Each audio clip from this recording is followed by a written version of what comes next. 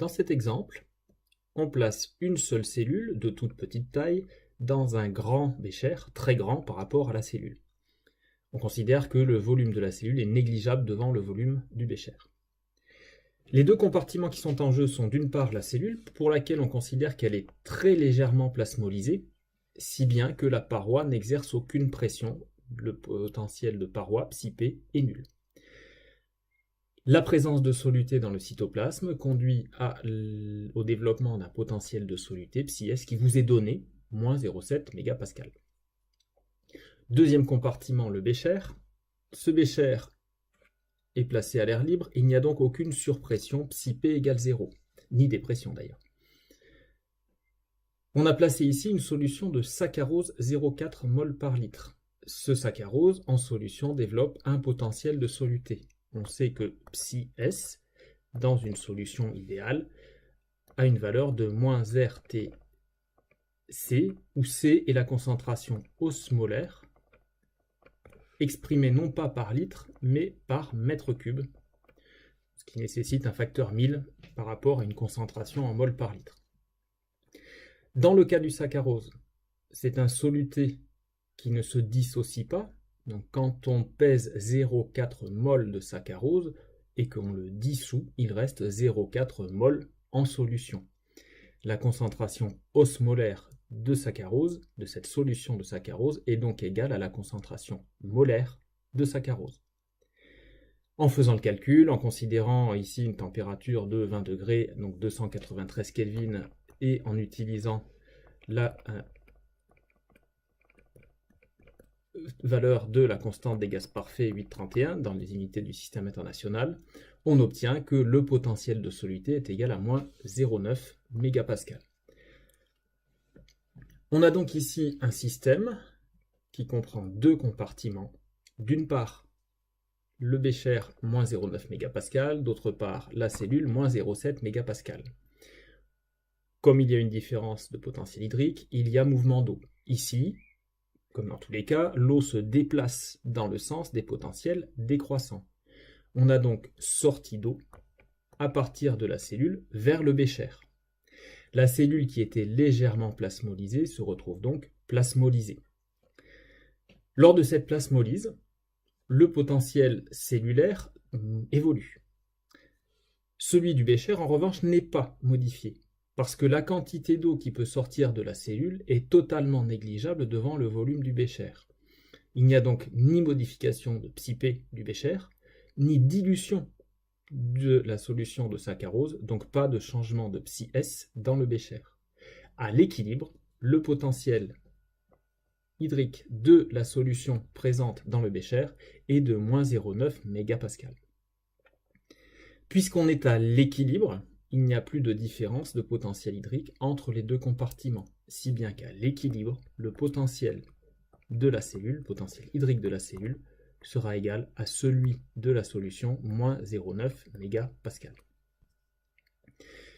On est donc ici avec une cellule qui sera plasmolysée avec une valeur du potentiel hydrique de la cellule de moins 0,9 mégapascal.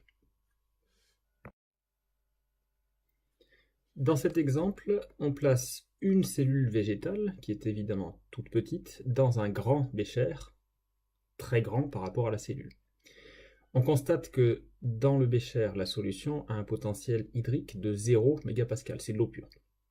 Dans la cellule, on considère que cette cellule est très légèrement plasmolysée et que donc la paroi n'exerce aucune pression, d'où psi p égale 0.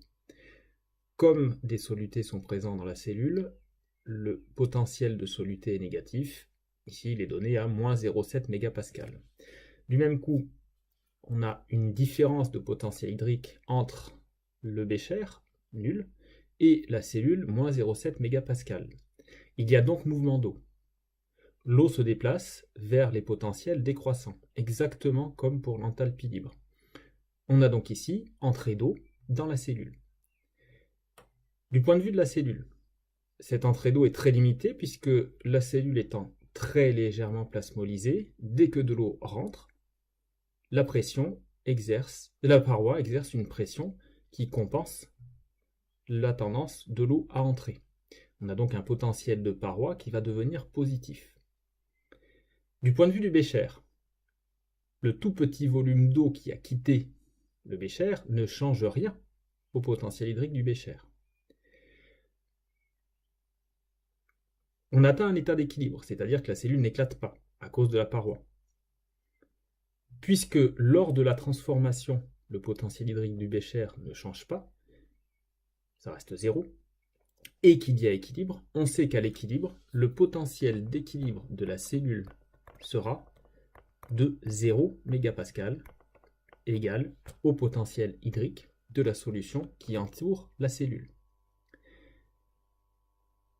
On en déduit donc, puisqu'il y a eu entrée d'eau, que la pression exercée par la paroi a augmenté, que le très faible volume d'eau qui est entré ne modifie pas le potentiel de soluté, et donc, à l'équilibre, le potentiel de soluté de la cellule n'est pas modifié, il reste égal à moins 0,7.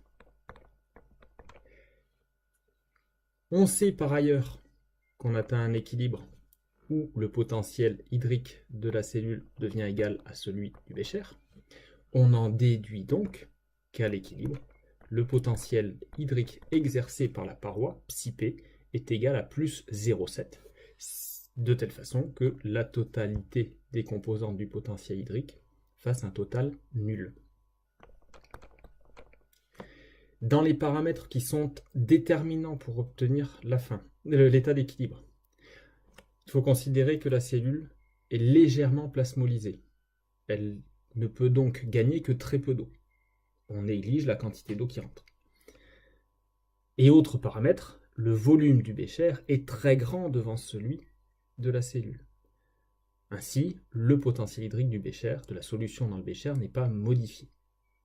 Même si on peut imaginer qu'un tout petit peu de soluté quitte la cellule et vienne à la marge, de manière totalement négligeable, un petit peu modifier le potentiel hydrique du bécher. Mais ça, on le néglige totalement dans ce modèle.